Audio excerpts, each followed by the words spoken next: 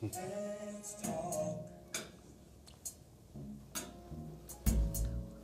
little.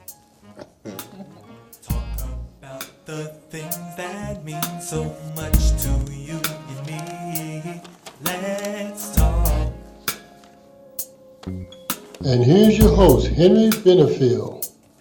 Hello, everybody. Welcome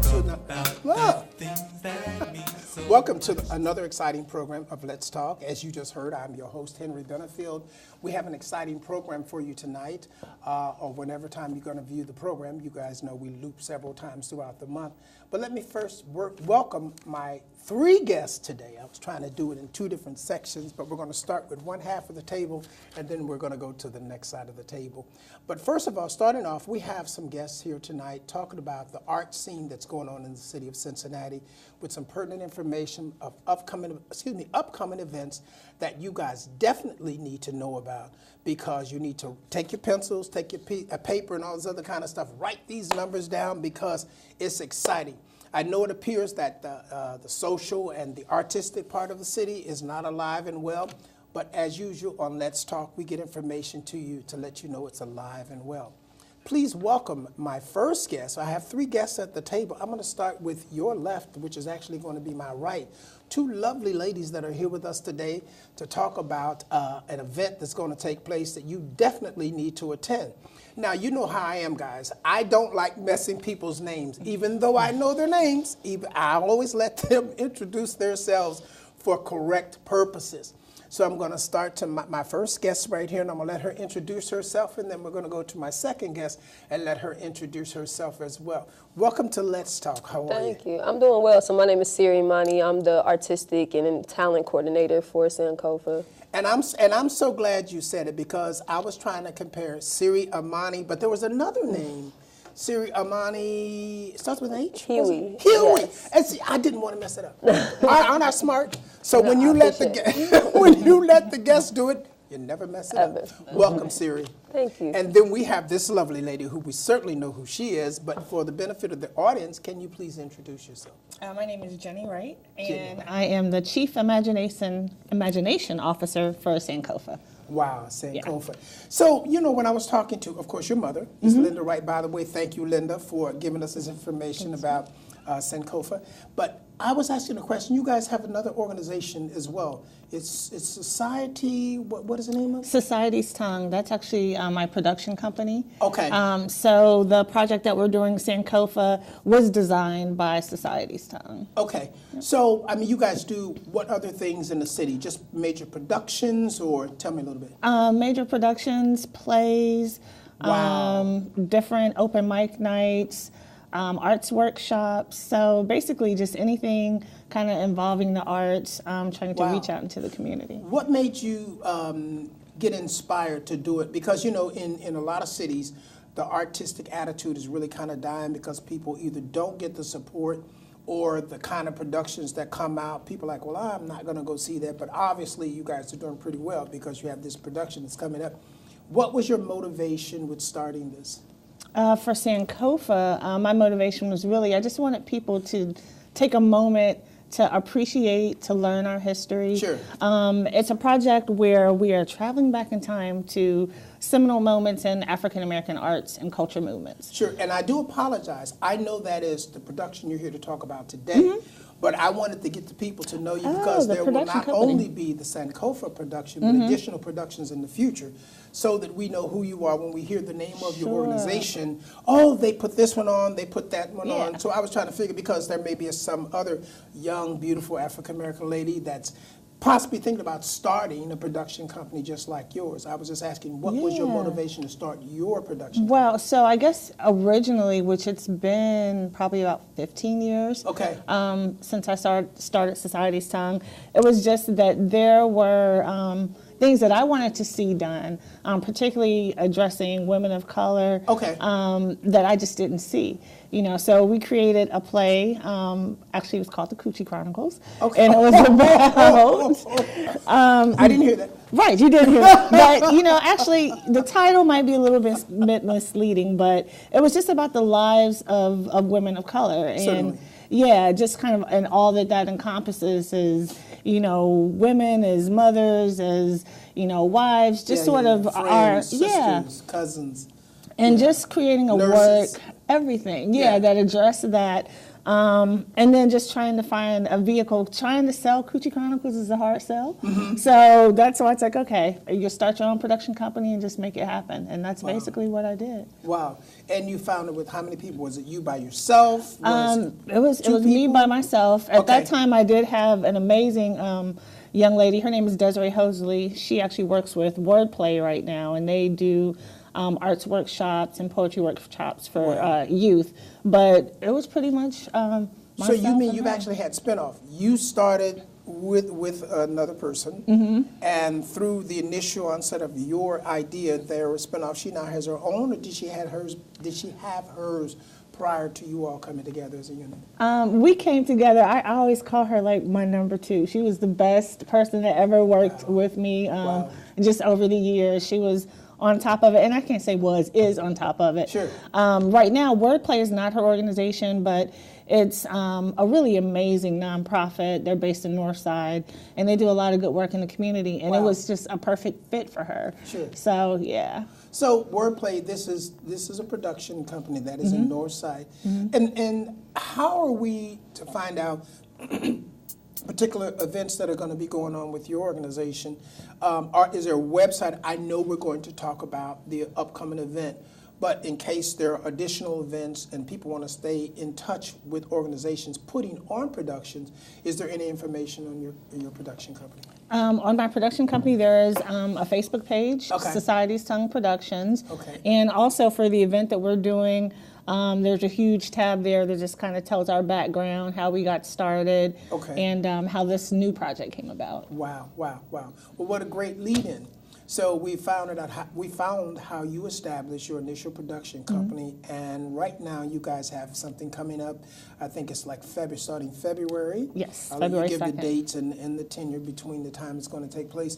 But let's talk about it. The name it's an interesting name. Yes. So introduce this new production that's going to be coming up. First of all, the dates are February 2nd. February 2nd through 24th? March 24th. That's the whole entire project. Okay. And it's broken into two different sections. So the first half is the Cotton Club experience, which is an introduction to the Harlem Renaissance and the different art forms there. And then the second half. So this is a cosplay. Yes. So let's, because I know we're talking about the specifics of what's going to go on in the play, but let's identify it. It's a cosplay. Absolutely. For those of us that do not know what a cosplay, please tell our audience what it is. I love cosplay. This, so I had to get my my information again. So cosplay is amazing. I love cosplay. I do not need an excuse to dress up in character at all. Okay. But cosplay is a perfect opportunity to do that. So basically you dress up in character and in costume, and you go and you kind of play your role. Wow. And you spend, for most of our productions, you get a half hour to act out this role. For some nights, it's 90 minutes or 2 hours. But we supply some clothing, or people can come dressed up in items that they have in their own home. So people come dressed in the clothing from 1920s to 1940s for the Harlem Renaissance. Wow. And we have some amazing pieces that we loan out as well. Wow. And of course that would be just for that production. Right. To be in character as the performance goes. And this is a new approach because generally the audience is just sitting observing, but you can actually participate by becoming a part of the whole scene. Yes, you have to participate. It does not work if everyone does not participate. Okay, and that's the reason it's called a cosplay. Okay. Absolutely. So tell us a little bit about it, because I did read up on it. It's very, very interesting. What is, and I say the name correctly, because even though I know it, I want to make sure I'm Sure, it's Sankofa. Sankofa. Excuse me. Wow. Yes, Sankofa. And it's from, it's a Ghanaian concept from from Ghana, from the Akan people. And the idea of Sankofa means go back and get it. Go back and So the whole idea of this project is we want people to go back, to get, to reclaim, to learn about those lost art and cultural legacies. Wow. So we have different scavenger hunts, different activities that they have to do, and that's how they are recording, reclaiming, and then bringing it back into the future. Wow. So We can't give away the whole production. No. But to spark the interest of people, and I'm going to have this lovely lady talk about it in a little bit as well, so I won't look like I'm excluding her, Right. because you are here as well to talk about the production. Give us a little bit the idea. You originally created this production, Yes. and with the importance of history and all the cultural things that we have to remember or go back and get it in accordance to the name. Tell us a little bit about how it all came together. What are some of the exciting parts that we have to look forward to? Wow, there's a lot of exciting parts. So because the Harlem Renaissance is just such a rich period, there were amazing dancers, painters, poets, Sure. authors. We get an opportunity to explore all those things. Sure. So in the course of a month, there are open mics that feature jazz poetry and the poets of the time. There's a paint and sip night where people can get an art lesson from an up-and-coming Harlem painter. There's a mural that's always in the space that people can help to complete. What else am I forgetting? There's Lindy Hoppers. People can learn how to do the Lindy Hop, how to do the cakewalk. And that did come out of Harlem. Absolutely, yeah. And I think there were several other dances that generated from the Lindy Hop. I remember seeing a special, I cannot remember, I apologize, the lady, and I think she's still alive, who actually was one of the original Lindy Hop dancers. Nice, yeah. And amazing to see how it just went all around the world. And she was 90-something, and she was still just getting it. Oh, I did see that. I know exactly what you're talking about. Yeah, Pretty yeah. phenomenal special. And the simple fact of understanding this came out of our community. As you said, you want to explore the heritage and the information to bring back to people so you can see what really came from us and how it actually changed the world, because the Lindy Hop was a worldwide dance. I'm sorry, please continue. Yeah, and it definitely did change the world. It started in Harlem, but the ripples were definitely, worldwide. Sure. A lot of the people that performed in Harlem did European tours, so they had an opportunity to travel the world and to share our art form. Wow, how phenomenal. So tell us, my lovely, is I pronounce Siri? Siri. Siri. Siri. C-I-R-I. S-I-R-I. S-I-R-I. Yeah. Just almost like the... I was here first. Right, exactly. So when you guys talk about Siri, this is the original, The original. That's right. Siri, where is the location of the production? So it is down on Elm Street. The actual address is 1805 Elm Street. And the familiar information about that, it used to be the Globe Furnitures. Yes, and it's right across from Finley Market. So directly across Elder and Yes. Elder And Elm. And Elm. And there was additional parking in the back, and the times are? Yes. And the times that for actual Cotton Club. So interactive nights, there's always activities that you can do in the space, Monday through Friday from noon to 5. Okay. The interactive shows where you actually time travel, those are on Thursday nights after 6 until roughly 10. Okay. Friday nights, 6 to 10. And then Saturday and Sunday, we have some extended hours that vary with kind of different special programming. Right. So that is at the Old Globe Furniture, right on the corner of Elder and Elm Street. Yes. And my understanding, you also have an exhibit as well? Yes. Yeah, so when it's not, like she was saying, when it's not the scheduled performances, it is just an exhibit that you can come in and walk in. It's still very immersive. You can get dressed if you like to. Sure. But just for the most part, it's informative. So when you go inside, that's when most of the information will be up, where you'll be able to listen to music from the time. It's just kind of broken down and not as hectic as it usually is during like a show where there's multiple people in the space. So it's just kind of more personalized, where you can just get into the art and have like that one-on-one experience with it without everyone else around you Lindy hopping or anything. Wow. So, Yeah, I understand. Yeah. How difficult was it to compose all of the, and I'm assuming that these are original attires from that era. Am I correct? Yeah, so we do have someone that is helping to make some costumes. A lot of things, we've just been lucky. We've been thrifting our hearts out. And some items... We call that the Hallelujah Boutique. Yes, I love the Hallelujah Boutique. I like that. But, we found some amazing pieces, just there in that way, and ordering quite a bit online. So Sure. kind of a lot of different sources. I'm calling my church moms and grandmas. You got anything in the past? Wow. So. Now here's something that is interesting. They say that usually fashion will continue to circle. And I know you guys have some original pieces. Do you see anything in those collections from that time that remind you of current fashion? Absolutely, especially, and not so much for Cotton Club, but for the breaks, where it's just the more hip-hop oriented part. All of that has literally resurfaced. I could probably wear what's in my closet right now. Most of the young adults my age probably could literally wear what's in their closet right now, and it would be a perfect representation of that time. Wow. And that's the part we did not expound upon, because you do make a transition from traditional Harlem Renaissance music up and involve hip-hop as well. Yes. Right. So tell us a little bit, let's give me a little bit about that. Sure. So the breaks is concentrating on the dawn of the age of hip hop. So mid 70s to mid 90s, we kind of start with the founders, the different evolutions, the different movements in hip hop. And it's just an opportunity, again, just like the Harlem Renaissance. Sure. There were amazing new dances that came out, break dancing, pop locking. Wow. So people will have an opportunity to learn how to do some of those things as well. Sure. Tagging came out of that era. Bescott. There are some amazing, artists from that time period as well. So just examining that, and then again the fashion. I'm really biased to this specific part of the project.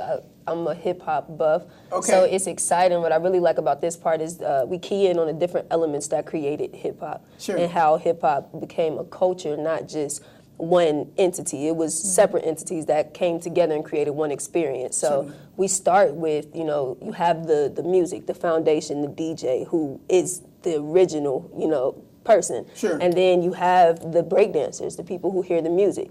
That's kind of what gets people keyed in. That's how it started. And then you have the MCs that come and literally keep people there. They control the scene. And then you also have the taggers who are around literally building aesthetic and atmosphere around you. So we wanted to recreate, just for people my age who was not there at all and didn't get the exposure young or be able to study these times.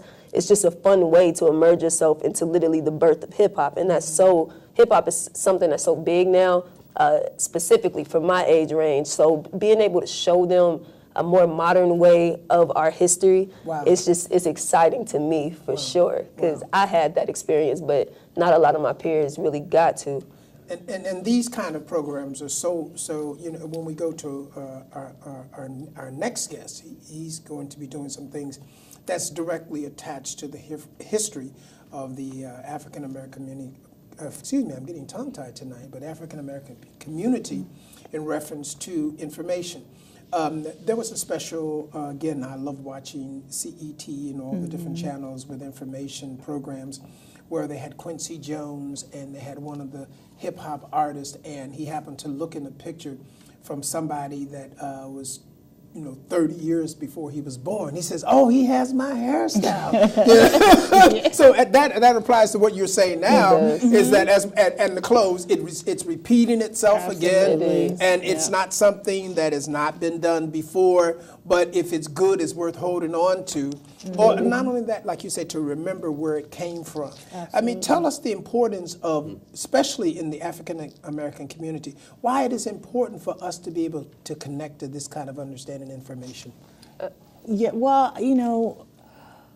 It's very interesting. We live in a society that loves black culture, but maybe not so much black people, right? Wait a minute. Pause. Stick a pin in it. Let's repeat that again. And I need for you to say it a little bit louder. Say that one more time. So we live in a society that loves black culture, but not so much black people. Wow. And for me, the idea of us valuing our own culture, us learning our own culture is very important. We want other people, of course, to learn, to know, to appreciate without appropriating. So it's kind of that difference, teaching an art form, teaching the history versus it being exploited. So for my purposes, I want people to know how amazing, we are as writers, as poets, as dancers, as painters, and not just, in the 20s and 40s, but also in the 70s and 90s, and how we always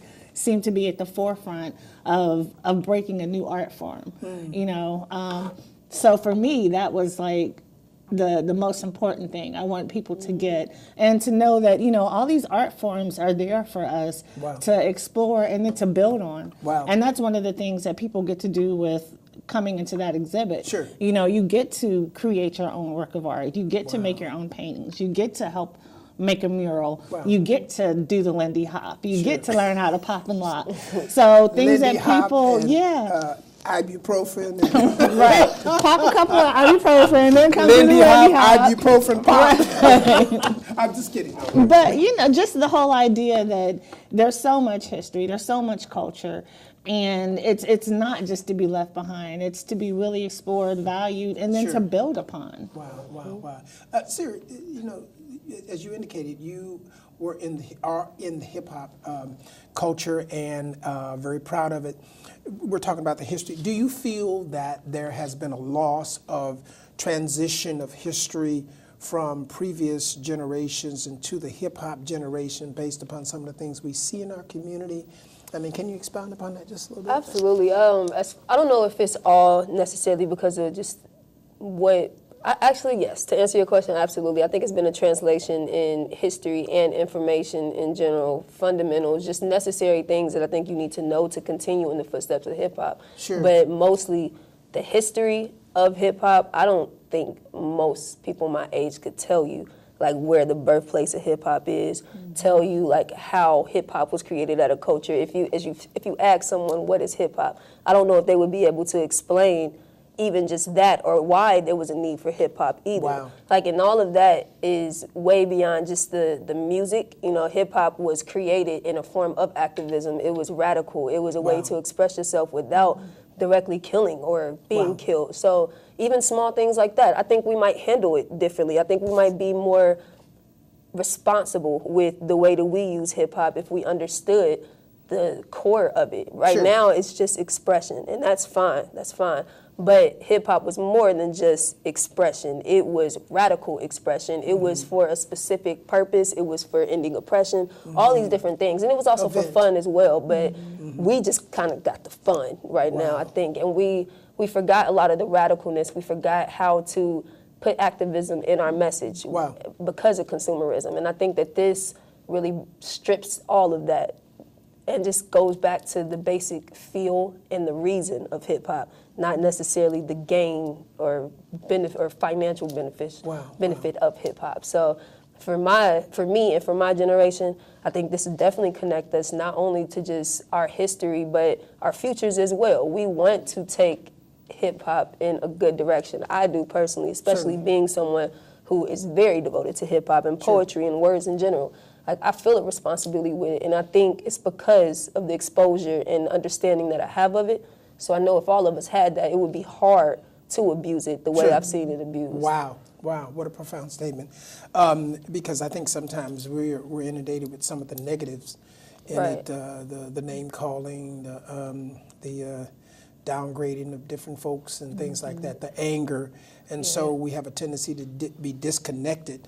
Not understanding, of course, that's in some rap music. I can't categorize every music, but understanding the importance that when you have a microphone, the power behind the responsibility of what you do on that microphone is just as important as recording, And you brought a couple of points up, which I thought was very, very interesting in reference to that it was an advocate to get a message out. It reminded me of the times in the 60s and the civil rights movement and all that stuff when you had people like artists like, I don't know if you're familiar, like Donny Hathaway or Marvin Gaye, What's Going On, or Roberta Flack and all of those type of Joan Baez, if I had a hammer, I'd ring it in the morning, all those kind of songs that actually had a message. Do you guys plan on having possible workshops? Because I find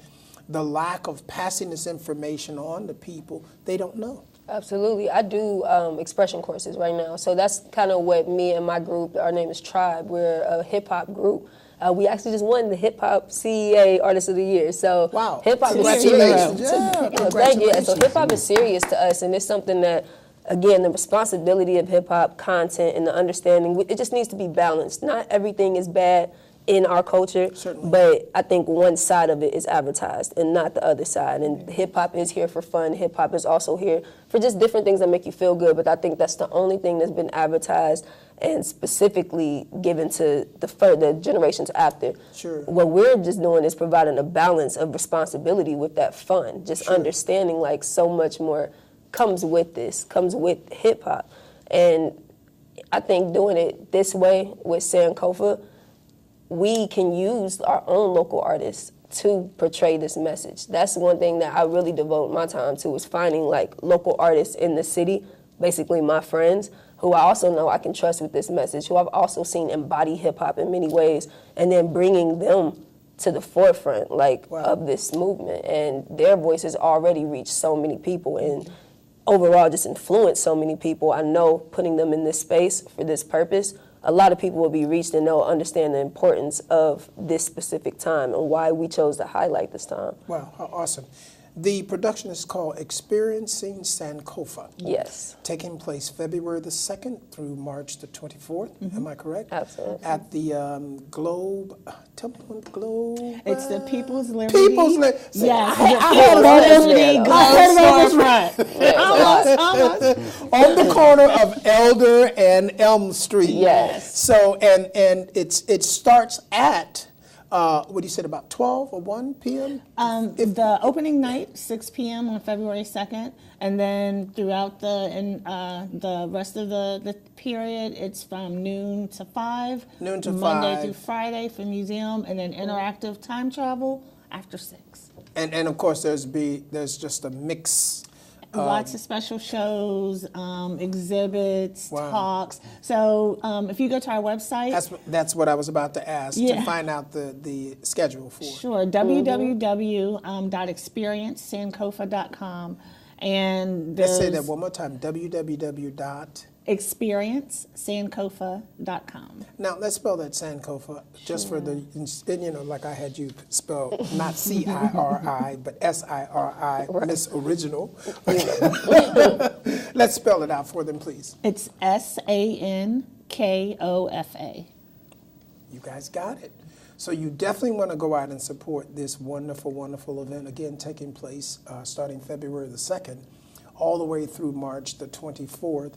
Earlier for the exhibit, and on particular nights, like I think you said Thursday, Friday, and Saturday, Sunday as well, and Sunday as well, you get a chance to interact with all the different types of programs that are going to be listed on the website. Let's give that website one more time. Hopefully our folks in our booth got the information. Experiencesankofa.com. Experience, S-A-N.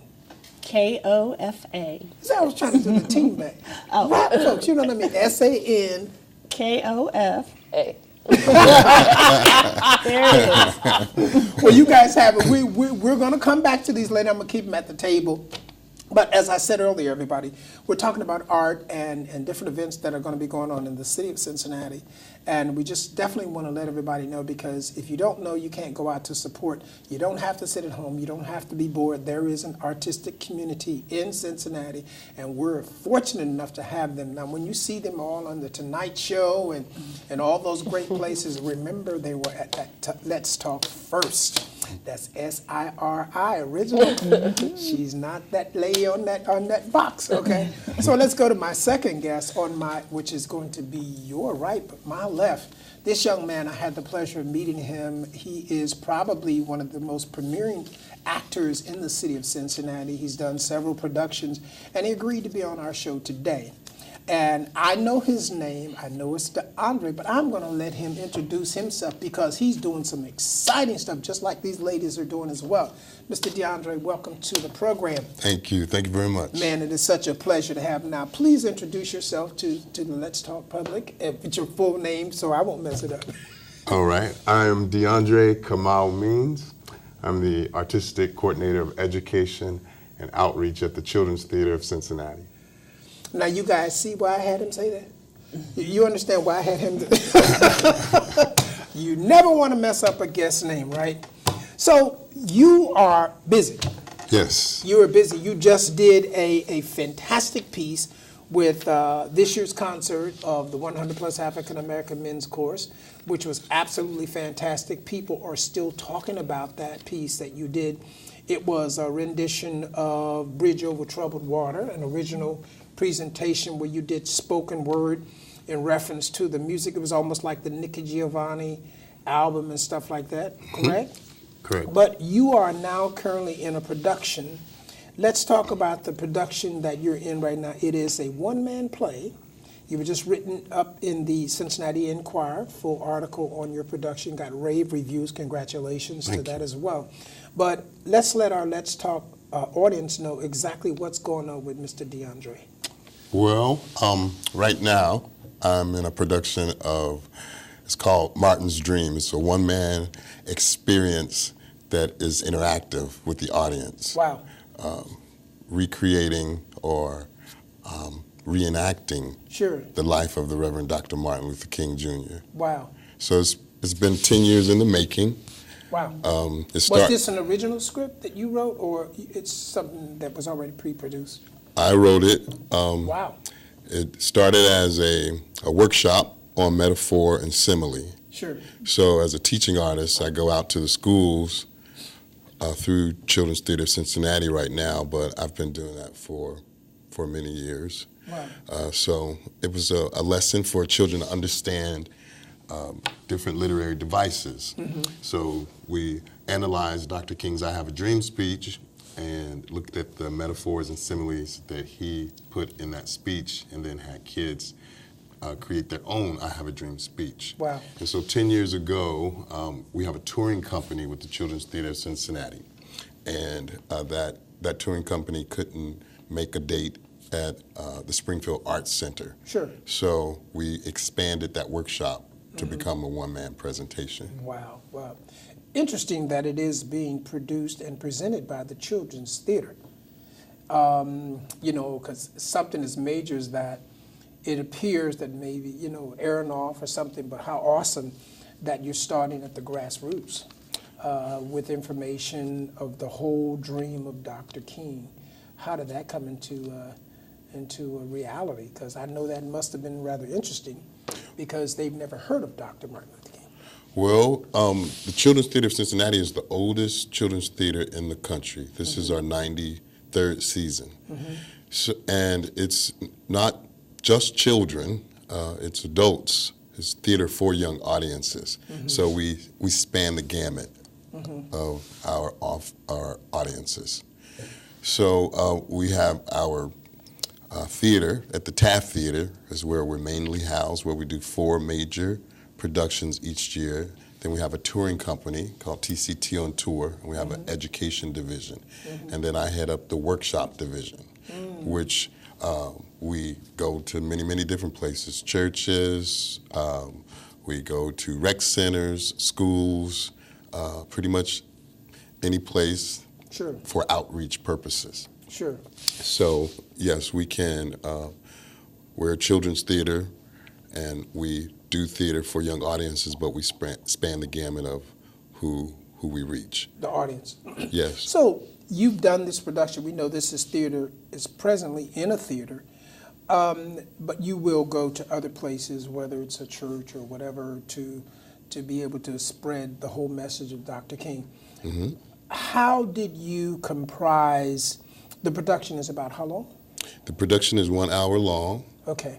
And it started for me, I started reading things about Dr. King that I didn't. And that's what I was going to get to. How did you get all that good stuff in 1 hour? Yeah. Since there's so much material. I mean, one of his speeches, you know, Baptist preachers, 2 hours, but, you know, to comprise all of this into 60 minutes is intriguing for me, so fill me in. I try to highlight some of the things that maybe most people don't know about Dr. King. Okay. So, and we don't want to give it all away because they got to come out. So we're gonna let you know where it's at in just a minute, everybody. But you really need to catch this and come to it. Go ahead. I'm sorry, sir. No problem. Yeah. So I'll give you an idea of how I started it, what I was thinking about when I first started putting the piece together. It's not actually in the show, so you won't be missing anything. Okay. But one thing that caught my attention about Dr. King was the fact that he was a musician, that his mother was a musician. You're right, she was an organ player. Right. You're right. And she went. But I never knew he played an instrument. He played piano. Get out here. He took lessons along with his sister and his brother, and he was a good singer. His sister, Christine King Ferris, his sister, she wrote a book and she talks about if her brother hadn't been called for some other great thing in life, right, she's pretty sure that he could have made it out as a musician.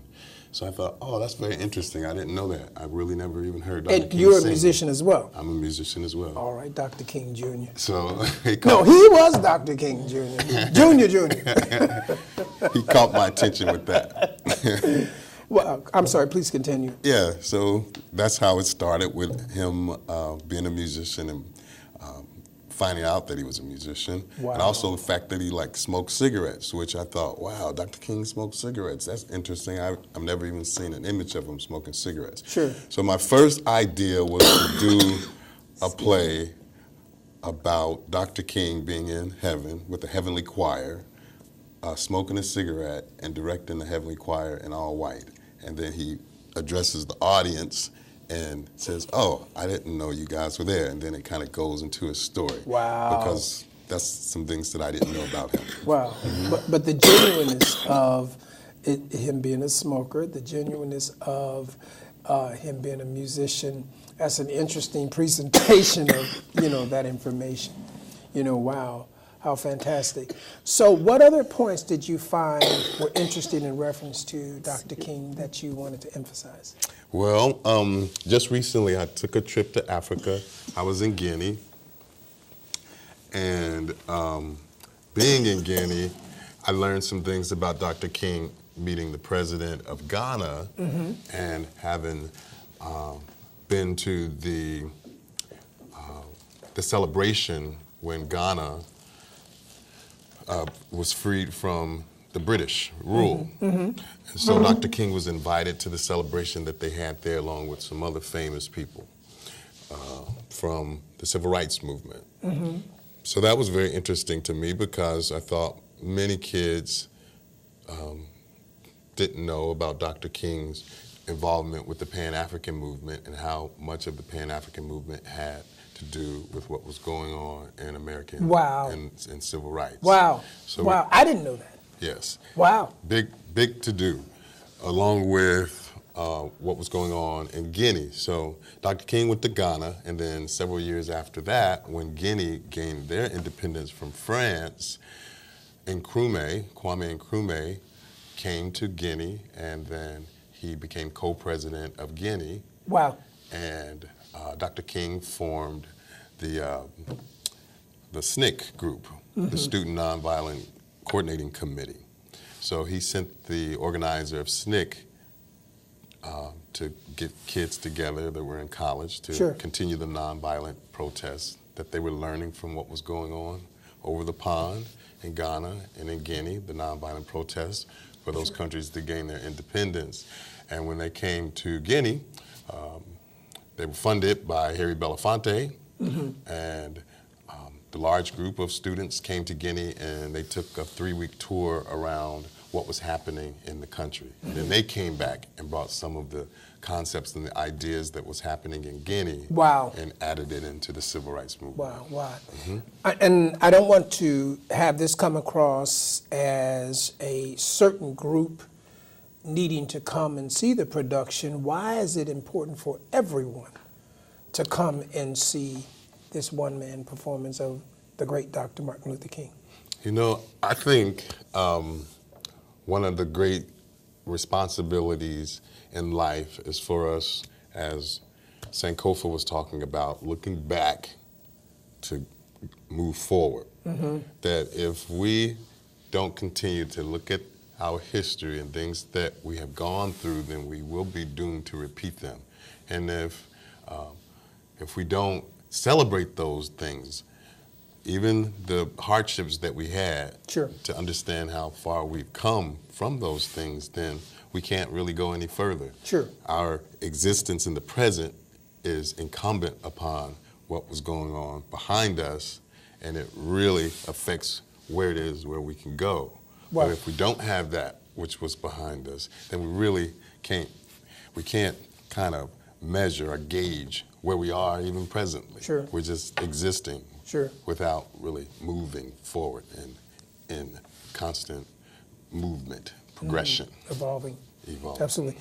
You are in the production. Let's give information on dates, times, location. Okay. And also, I know that there's a website for the Children's Museum as well. The performance will continue until when? Well, it's a tour. So we open our kickoff. We have a wonderful theater, the Showtime Theater at 4015 Red Bank Road.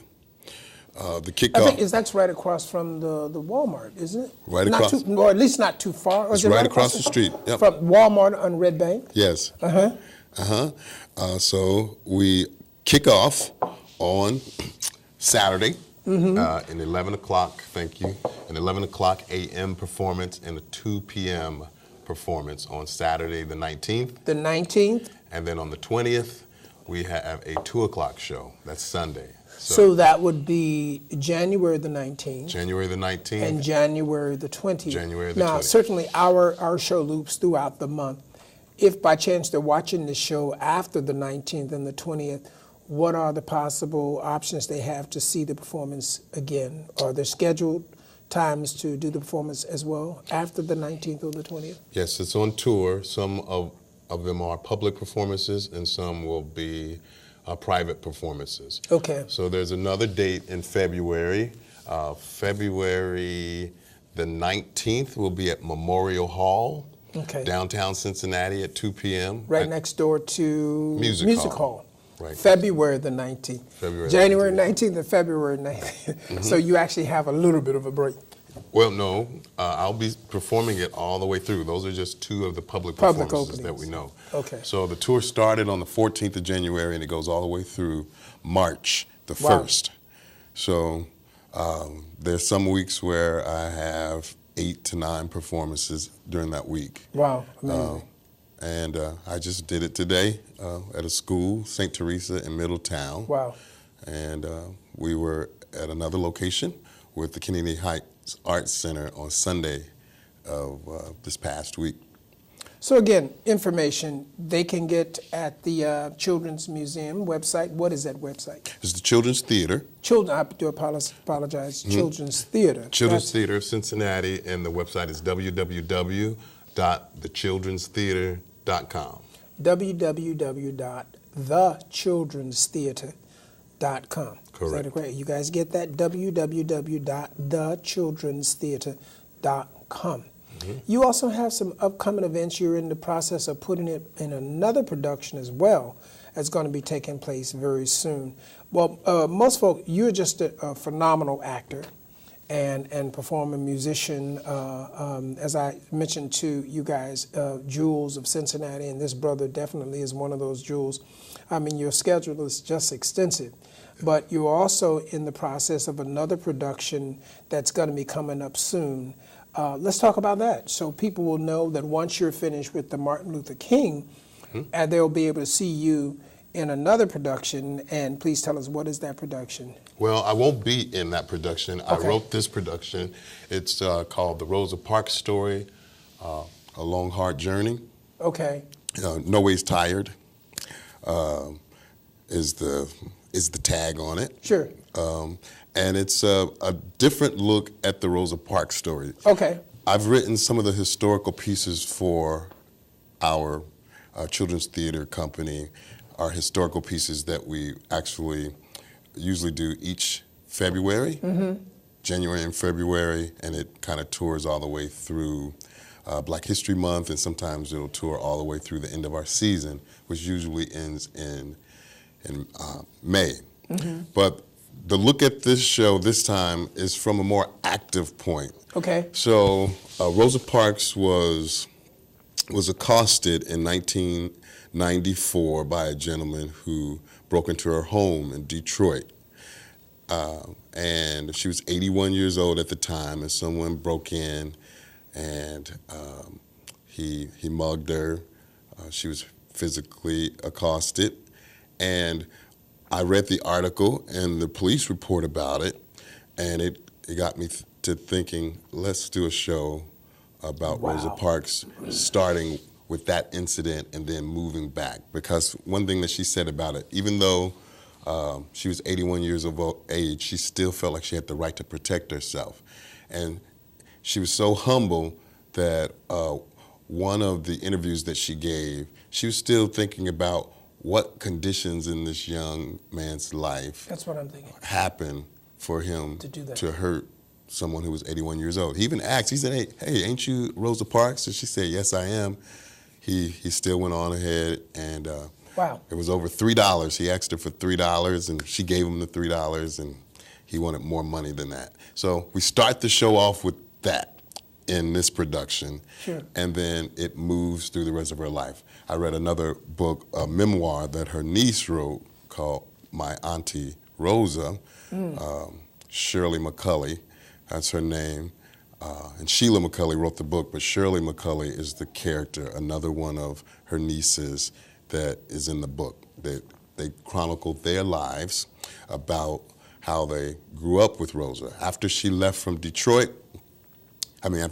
Montgomery, Alabama, she couldn't find any work there, she and her husband. So they moved to Detroit, where her brother lived, and he and his wife had 13 children, where Rosa couldn't have any kids. Wow. So she kind of really adopted or took hold of his children like they were her own. She had a real close relationship with her nieces and nephews. So in this book, My Auntie Rosa, they tell stories about how they knew about the civil rights movement because people would come to visit them at their home, but it wasn't real big discussion about the ins and outs of what was happening in the movement in Alabama for them. Wow. And this is what we've talked about, the passing of the information, that it never dies. Right.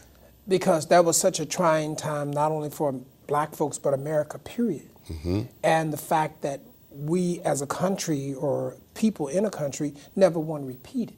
Correct. If we don't forget it, we're constantly saying, I never want to go back there. I'm sorry, I didn't mean to interrupt you. This is one of the reasons why we have these kind of programs. This is one of the reasons I expound upon the productions such as you're giving, so that we understand the importance of being able to look at these different productions, knowing I need to take my kids. I need to take, regardless of what race or creed, because again, when you are aware somebody said if they know better, they'll do better. Right. You know, not that we have the experience of the 1960s, but to be able to review it and says, wow, I would never do that. I'd never want to be a part of something like that. Thank God this was a record of history, so that I could see some of the things to or not to do. I'm sorry, please continue. Definitely. It's called The Talk, right? Yeah, let's talk. That's right. Yeah. With Henry Benefield Bob. And the original series. I'm sorry, go ahead, sir. I'm sorry. Yeah, that's where we are with the Rosa Parks story. No Ways Tired right now. We started rehearsal last Monday. The run-through actually is tomorrow. We're going to have a dress rehearsal tomorrow. We only rehearse these shows. To open? We do our kickoffs at the theater. I can't give you... That is, again, the Children's Theater? The Children's Theater of Cincinnati at the Showtime Theater that's inside our facility. Okay. Wonderful facility that we have out there. We have classrooms, and we have a wonderful 150-seat theater and our wonderful costume shop with costumes there. So when I see you guys collaborating together, remember, So I will be calling for front row seats. Thank you for my staff and myself to make sure that we support you guys. I'm just joking with you guys. But and then I want to go a little bit further. Please continue, because you brought something up of interest to me. You said you had classrooms. So I know that you're affiliated with the Children's Theater. How does that operation work? Is it a particular school? Is it a community center that is open, that reviews talented children? I don't know how that really works. Tell us a little bit about that. Of course, let me say this again. I don't want to cut you off from what you were saying, but please include that information as well. Great. Yes, the Children's Theater of Cincinnati has classes called TCT Academy. Classes are 7 days a week. We have a wonderful staff of teaching artists who are professional and well-trained in dance, music, and acting. So we have improvisation classes, we have different level classes. We have improvisation, we have basic acting, singing classes, we have audition classes to teach kids how to audition, and we're also stretching out to teach adults as well, some of the other programs that we have. Well, and the ages start? Well, we have a creative toddling class, so we have a 3-year-old. Well, I don't think my toddler needs a class for that. Ladies, he said creative toddlers. I think I've got some creative toddlers. But anyway, just for the benefit of everybody that's listening, define what is the creative toddling class. The creative toddling class is for 3-year-olds. Okay. It's a class that we had that was during the day for stay-at-home moms who had toddlers that they could drop off at the theater, and we would have a teaching artist there to give them studies in the beginning aspects of creative dramatics. Wow. That's amazing. And as I was saying, we go from toddlers all the way up to 18-year-olds. We have private lessons. We have 4 vocal studios, fully equipped. We have 2 drama studios and 2 large dance studios. Wow. How awesome. How awesome. We're dealing with a society that almost appears like it has neglected, I said appears, it has neglected certain forms of art. Actors, productions. I was noticing, I had a friend of mine that does lighting, and the simple fact, which you don't hear a lot of, the major millions of dollars, thank God for all my lighting folks here in this studio, but the ability to have that craft. And I'm still categorizing all this in the realm of art, which I'll include all of my panel here at the table. Why is it important for us to recognize, and I'm specifically saying this because in some people's minds it's just business administration, he's going to be a doctor, she's going to be a lawyer, but they're quite successful artists at sometimes actually make more than the doctor. And why should we, if we recognize these gifts in these children versus forcing them to, how much time I got over there? I saw my friend come, I think I got about 10 more minutes. 8 minutes. About 8 more minutes. Thank you very, very much.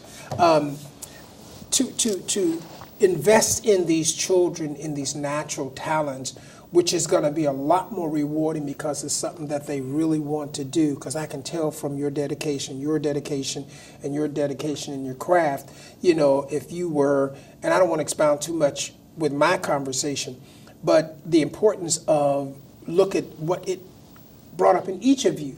And I wish that folk would recognize the talents and the gifts in the child versus what my personal desire is, what I think is going to make them successful. So you guys jump in and help me out. Yeah, well, personally, I know my mom always wanted me to be stable, but art was like the first thing that she really introduced to me. So we were writing when I was maybe 4, and before then she was reading to me. When I was in her belly, she was reading to me. So like it was always just a strong art presence in our household, and that has helped me with just, I think art is so important because it teaches you healthy ways of expressing yourself, and we don't have a lot of those. So I don't think I would have been even where I am right now if it wasn't for just a healthy way to express myself. Because when I wasn't utilizing it, it showed. So the fact that I was even able and had the background to even do so, I've seen how it has affected me versus someone who I can tell needs to express themselves. Certainly. And has not been able to just because they might not have had that side of them nurtured. It might have been shunned. Whatever the reason, they don't, you can be a doctor and I guess that can feed you. Certainly. But you have to express yourself. And you can't always do that through a trade or do that through a career. You need to do that through an art sometimes. And art is universal as well. So I think if it's anything that we would want to teach our kids, it would be a universal way to connect to other people and speak to other people. And that's what art is, regardless of music, visual art, just all art is a connection. It's a worldwide connection. It'll be here way after we are. So really understanding like the importance of we're talking about history. Art is history. Every bit of history we get from some form of art, whether it's writing that you read in a textbook, whether it's pictures, that's how we're getting it. So all of these things, art is a very immortal way of us all connecting. That's what I would want to teach my child over everything, Wow. and how to do that and then leave their story behind, again, in a positive way. Wow. Siri, you're running for president, right? Mayor? One day. No, absolutely. Governor? One day, yes. It'd be great if everybody had that concept. Miss Wright, come on, talk to me. Your concept of it. Yeah, I think, especially when I think about our lives, poetry is something that I've always done. Introduced to Siri very early, but Siri was a child that sang before she really talked in complete sentences. She was singing her heart out, Really? and I knew. And that was a sign. Oh yeah, I mean, Wow. early, I saw that in her, and I thought, she has this amazing talent. We absolutely, have to nurture it. Of course, yes, I want you to be stable. I want you, to be able to support yourself, but I believe that these talents, whatever it is that you do so amazingly that no one else can do, that's what God gave you. That's what you're supposed to do. Yeah. That's Gifts your will make room ticket. for you. Right. Yeah. That's what you're supposed to do to live, to thrive, survive. So just to nurture that and to see people kind of take off and follow their destiny and Wow. Academy Award winner? Yeah. I'm proclaiming this, right? Well, thank you. Speaking in existence. Absolutely. Exactly. There's a balance, I think, in life that we need to have. And sometimes our society is set up where we have to compartmentalize things. But the skills that we learn through art expression are skills that are used in every aspect of life, whether I want to be a garbage man or a president of the United States. Like, how did those guys go and sit around at Procter & Gamble and think, let's put some potato chips in a tennis ball can? Wow. That's art, right? And presentation. Yeah, presentation. Wow. And learning how to think, how to use the skills of acting, to articulate yourself, to use your body in physical ways that is healthy, to use your imagination, to be imaginative, to be focused, to cooperate and communicate with people.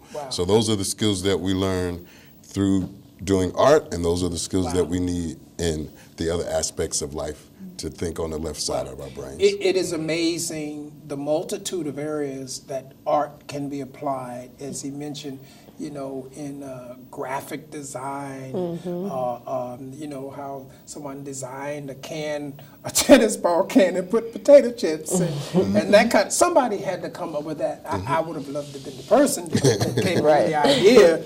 Or the design of a car, people have all those kind of things.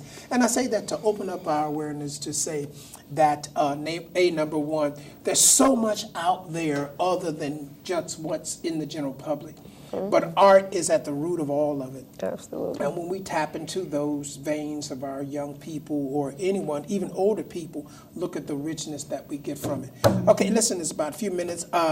Let's talk about the production Unexpected Experience and Coaston. Yes. Okay, so let's talk about it. It's February the 2nd. February 2nd through March 24th. To March 24th at the People's Liberty Globe storefront.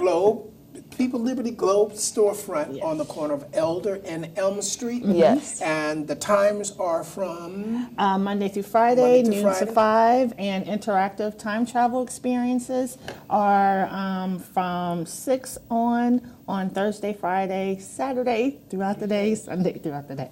They can go to that website. Exactly. Okay, and for you, it's going to take place the 19th. The 19th February, of January. At the Children's Theater. At the Children's Theater of Cincinnati, 4015 Red Bank Road. There are 11 o'clock show and a 12 o'clock show on Saturday the 19th, and then there is a 2 o'clock show on the 20th. That's the kickoff for our tour. And for additional information, they can go www.thetheater.com.